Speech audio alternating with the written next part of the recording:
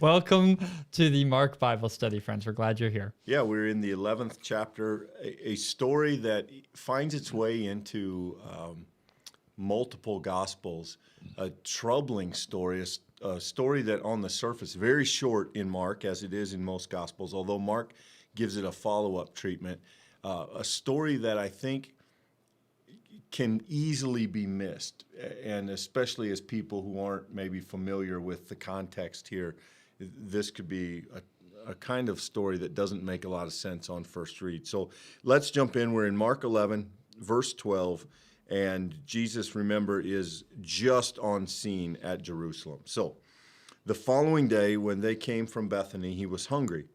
Seeing in the distance a fig tree in leaf, he went to see whether perhaps he would find anything on it. When he came to it, he found nothing but leaves, for it was not the season for figs. And he said, "May no one ever eat fruit from you again." And his disciples heard it. So it's kind of hard to talk about this story without the story that follows it. But in terms of this story itself, one of the keys in this, and I'm going to assume that many of us listening have not dealt with figs a lot. Figs are not native to our part of the world. There are figs that flower a second time after their production season. And it's called a false fig or a false flower. And so Jesus sees here a tree that is in leaf, a tree that looks ripe, but it doesn't bear any fruit. And Jesus, in a moment of frustration, possibly hunger, curses the fig tree and says, "May no one ever eat fruit from you again." And Michael, I can't think of a better example of a Bible story that needs context than this one. This story, if it stands alone, it would be very hard to make sense of what Mark is trying to tell us. Yeah, and quite frankly, this story also gets used with sort of different punchlines a little bit by different gospel writers. Somebody like Matthew really expounds upon this and adds a lot of force to Jesus's words, and it fits well into Matthew's larger telling of the gospel. What we're going to find here, Clint, is instead of sandwiching miracle stories, which we've seen over and over again, we kind of have a sandwich teaching moment here. This story happens, and now we're going to move into this next section, and then following this, we're going to come back to this fig tree and a lesson that comes from it. So I think Mark is including it, like you said, it's included in lots of Gospels, and therefore we know that it was significant. It left an impression, and it was important. But I can't think of another Bible story. We can really find many of Jesus's healings relatable on some level. Lots of Jesus's teachings, though they're sometimes difficult, like the teaching to the young ruler, we pretty much can get a sense of what he means. This story, though, doesn't really stand with a lot of interpretive power right on its own. And so I do think it's notable that the fact that it was both recorded, it was obviously important, but maybe it doesn't hit us in the place of knowing exactly what it means on first glance. And we've talked early on, I don't know when we've last mentioned it, but one of the techniques of Mark in terms of his storytelling is to start a story, stick a story in the middle, and then go back to the first story, what's called the Markan sandwich. We've used that phrase. This is the introduction to such a sandwich. So this story precedes an interruption story that really gives context to it and in some ways is the point of it. So let's go into that next story and then we can put them in conversation with one another. Verse 15, then they came to Jerusalem and he entered the temple and he began to drive out those who were selling and those who were buying in the temple, and he overturned the tables of the money changers and the seats of those who sold doves, and he wouldn't allow anyone to carry anything through the temple. He was teaching, and he said, "Is it not written, my house shall be called a house of prayer for all the nations, but you have made it a den of thieves?" And when the chief priests and scribes heard it, they looked for a way to kill him, for they were afraid of him, because the whole crowd was spellbound by his teaching. And when evening came, Jesus and the disciples went out of the city. So it matters a great deal. When you read a scriptural story, and it's a story that doesn't make a lot of sense, one of the very first things you should do is to say, okay, what's the story right ahead of this one, and what's the story right behind this one? And often that will provide some meaning and give you some context. So in this story, we have Jesus who looks at this tree. It is in leaf, as if it were bearing fruit, but it's barren. It does not have fruit. And so then Jesus goes to the temple. And there are these people who are buying and selling, and they look like they're bearing fruit. They look like they're doing faith things, but they're not. They also are fruitless. He says, the house of my Father is supposed to be a place of prayer for all the nations, but you've made it a den of robbers, a place of dishonesty, a place of abuse, a place of neglect or of taking advantage of people. And it's only through the lens of this story that we begin to see that the cursing of the fig tree has a sort of parable nature to it. That you have something that looks good, but it bears no fruit. It is in leaf, but it doesn't have anything to offer. And now we begin to see that when Jesus curses the fig tree, perhaps that sentiment is really pointed, as it would always be, at people who aren't being faithful. Yeah, and this is a tough story, especially if you've been a Christian for a long time or maybe even for a lifetime. Certainly as someone who gets to be part of a congregation, this is a difficult story in the sense that notice the thing that Mark points out, the seats of those who sold doves. Doves are not in the temple system the most expensive animal that you would buy for sacrifice. In fact, they're going to be among the cheapest. The doves are for the people who don't have a lot of financial means, but who still want to complete the law and they want to make sacrifices. And so to point this out is to point out that the poor or the people without means are being taken advantage of by those who do have means. And it's clear that the very chief priests and scribes who are afraid of Jesus are benefiting monetarily from the worship of God in a way that is inappropriate. And this has been a temptation for the church throughout our entire history. We've had times of reformation when we've been reminded over and over again that we must not cling to a financial resource. We must not cling to power that is not given by God. We must not cling to opportunities for advancement, whether that's within the priesthood or the pastor sort of class, or whether that's people from within the church abusing tithes. It is so easy, I think, for us, because we're afflicted by this sinfulness that we all share, that we look for ways to insert ourselves into the worship of God. And here Jesus comes into the middle of what should be really the reclaiming of the worship of God on earth. There is a temple. This has not always been true for the people of Israel. And there's this sort of tenuous peace that's allowing this worship to happen. And what should be fruit-bearing times in the life of Israel, Jesus points out to be a barren time of self-advancement and self-enrichment. And that's a very, very challenging encounter, I think, especially for those who live and seek to serve in a church system. And so, yeah, I do hear some critique of this to whatever extent we find ourselves falling into the same trap here as the scribes, as the Pharisees. I think we'd be good to be cautioned by it. Trying to be quick, let's also provide a little background. So the temple, we're going to learn in a moment, it's Passover season, and so this is one of the busiest times for the temple, as Jews from all over the region would have made their pilgrimages to the temple. And one of the things that was required at the temple for most is to offer a sacrifice. And so rather than travel with those animals, the temple actually had stables. They housed animals, and the priests had to check the animals to make sure that you had brought an animal that was worthy of sacrifice, or that you were sacrificing an animal that was worthy of sacrifice. Also, it says here the money changers.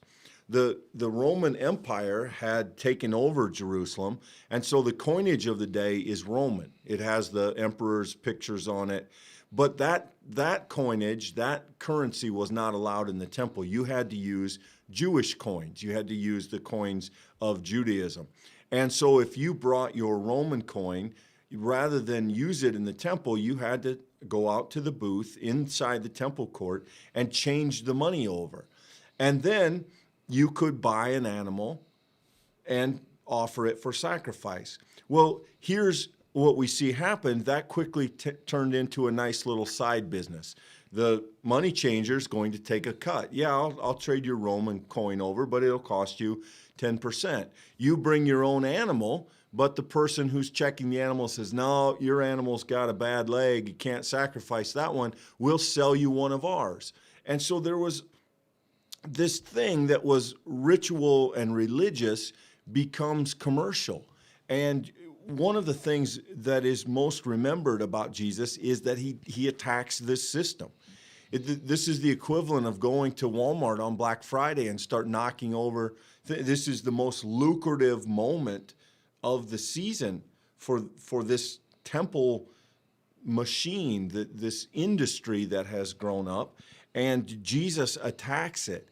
And really, it's very interesting. In most of the Gospels, in some ways, this story functions as a linchpin that we turn toward crucifixion. When this happens, the Pharisees and scribes really put into motion their plans to get rid of Jesus. He's now attacked the most lucrative part of what they do. And it's not to say that all of the scribes and Pharisees are hypocrites or are greedy, but when Jesus goes to battle with this industry, it is noticed and it is significant. And again, now you understand, as you look back on that story of the fig tree, the anger Jesus expresses about a thing that looks full but is really empty, looks fruitful but bears no fruit. And we'll get a little more discussion of that we'll talk about tomorrow. But Michael, I love this story. This is a really deep kind of story, and one that I think most of us don't always, we just don't naturally get the layers. This isn't part of our culture. We don't understand the temple system, the sacrifice system. We probably don't know anything about fig trees.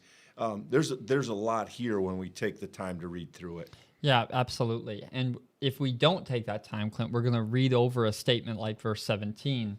But this is, I think, the heart of this text.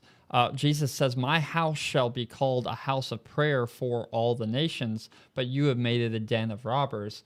There is likely no one in that crowd who agrees with what Jesus just said when he says that. We hear Jesus say it and we take it as a declarative fact. I would encourage you to step back for a moment and realize that the temple is by definition the place of worship for the Hebrew God. There are layers and steps of going into the temple that leave out people on purpose, because the point is, as you get closer to the center, you get closer to the center of the God of the Jews. And that's on purpose and intentional. And then to call the structure built around it, which they would have thought as protection, they would have thought as a system of administration, of keeping the work of the temple going, keeping the lights on. Jesus calls it a den of robbers. This is incendiary by any measure. And the fact that these gospel writers record it and we hear Jesus's passion in it, I think it's both an amazing teaching of Jesus. It's an amazing glimpse into his mission and his calling as the Son of God. He's not aligned with any spiritual group of his day. He is there to proclaim the good news, even if that news appears to be bad news, especially to those in power. But another piece is This sets up, and this is a linchpin in us understanding why Jesus was so dangerous to the people who would ultimately kill him. If you want an answer to what did Jesus do to deserve death, this story is very close to the heart of why. Because Jesus operates and preaches as an existential threat to the people who benefit from this system. And it is therefore in their benefit. The text says that they are afraid of Jesus, and there is no greater motivator than fear. Yeah, you are threatening livelihood, you're attacking their status, and you're making people ask questions that these people don't want to ask. And that's a recipe for bad things happening to you, and we'll see that. Michael, you brought this up, but I want to make this point one more time. The only animal, interestingly enough, mentioned here is doves. Now, the other ones would have been ox, have been cattle, there would have been goats, there would have been various animals offered for sacrifice. It is curious that the only one mentioned by name is doves. Dove was the smallest sacrifice that you could make, and so it was typically reserved for the poorest of the poor. Only those who couldn't afford to offer better would get away with offering doves. And so the point, I think, of mentioning that is that Mark is wanting us to understand these people are preying on those even at the bottom of the pile. Those with the least are still being taken advantage of. And, this is out of step with virtually everything in the Old Testament, most of what's in the New Testament, though we haven't seen a lot of that yet. But it is not accidental that Mark only names that one animal, because in naming that, he tells us something. And again, we could miss that if we didn't understand the bigger picture. It's hard to be called out for hypocrisy, and that's exactly what Jesus is doing. It's the connection between the fig and this story of the temple. The thing that appears to be one thing is not what it appears to be. And when we exist in our own lives with that kind of lack of coherence, when we live as those who are inauthentic people in the grace of Christ, then being called out for that hypocrisy is painful, but is an absolutely necessary part of encountering the living Christ. What's interesting is for all the things that don't transfer to this very well, the heart of it, my house shall be called a house of prayer, but you've made it a den of robbers, is, I think, a challenge to each of us whenever and wherever we live. What function does worship, does church have? When we go to church, is it because we like it that way? Is it because it gives us a place to exert some control? How do we misuse God's house? And I think that is an applicable question for all of us. And, in a text that is very foreign, I think there's a challenge which applies to each of us in its own way. Thanks for being with us today. If you join us again tomorrow, we will pick up again with the fig tree, but except on the other side of this temple story, and there's some more teaching to have. Thanks, everybody. Thank you for joining us for this daily Bible study. If this is your first time, welcome. We are so glad that you have joined us for this time of intentional study of God's Word.